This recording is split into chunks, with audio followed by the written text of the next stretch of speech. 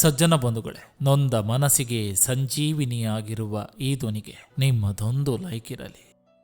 ಒಂದು ಸಣ್ಣ ಮಾತು ಮನಸ್ಸನ್ನ ಗಾಯಗೊಳಿಸುತ್ತೆ. ಒಂದು ಸಣ್ಣ ಸುಳ್ಳು ಸ್ನೇಹನ ದೂರ ಮಾಡುತ್ತೆ. ಒಂದು ಸಣ್ಣ ಅನುಮಾನ ಸಂಬಂಧಗಳನ್ನ ಬೇರೆ ಮಾಡುತ್ತೆ. ಕಾರಣ ಸಣ್ಣದೇ ಇರಬಹುದು, ಅದರ ಪ್ರಭಾವ ಮಾತ್ರ ತುಂಬಾ ನಷ್ಟವನ್ನುಂಟು ಮಾಡ್ತದೆ. ಧರ್ಮರಾಜನಿಗೆ ಯಕ್ಷ ಕೇಳಿದ ಪ್ರಶ್ನೆಗೆ ಧರ್ಮರಾಜ ನೀಡಿದ ಉತ್ತರಗಳು. ಭೂಮಿಗಿಂತ ದೊಡ್ಡವರ್ಯಾರು? ತಾಯಿ.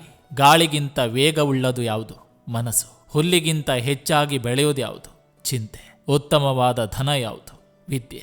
ಗಂಡನ ನಿಜವಾದ ಗೆಳತಿ ಯಾರು? ಹೆಂಡತಿ. ರೋಗಿಯ ನಿಜವಾದ ಮಿತ್ರ ಯಾರು? ವೈದ್ಯ. ಅತ್ಯುತ್ತಮವಾದ ಸುಖ ಯಾವುದು? ಸಂತೃಪ್ತಿ. ಅತ್ಯುತ್ತಮವಾದ ಲಾಭ ಯಾವುದು? ಆರೋಗ್ಯ. ಮಾನವನಿಗೆ ನಿಜವಾದ ಶತ್ರು ಯಾವುದು? ಕೋಪ. ವಾಸಿಯಾಗದ ರೋಗ ಯಾವುದು? ದುರಾಸೆ. ನಿಜವಾದ ಸಾಧು ಯಾರು? ಸರ್ವರ ಹಿತ ಬಯಸುವವನು. ನಿಜವಾದ ಅಮೃತ ಯಾವುದು? ಹಸುವಿನ ಹಾಲು. ಪರಿಪೂರ್ಣ ಸುಖ ದೊರೆಯುವುದು ಯಾವಾಗ? ಸದಾಚಾರದಿಂದ. ಸ್ವರ್ಗ ಸಿಗುವುದು ಹೇಗೆ? ಸತ್ಯದಿಂದ ಇದ್ದಾಗ.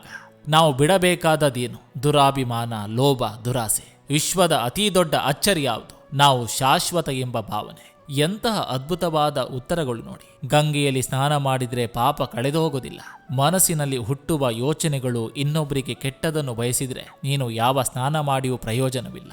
ಮನೆ ಸಣ್ಣದಾದ್ರೂ ಮನಸ್ಸು ದೊಡ್ಡದಿರಲಿ. ಹಣದಲ್ಲಿ ಬಡತನ ಇದ್ರೂ ಗುಣದಲ್ಲಿ ಶ್ರೀಮಂತಿಕೆ ಇರಲಿ. ಎಲ್ಲರೂ ಕೈಬಿಟ್ಟರೂ ಕಲಿತ ವಿದ್ಯೆ ಮತ್ತು ದುಡಿಮೆ ಎಂದಿಗೂ ಕೈಬಿಡೋದಿಲ್ಲ.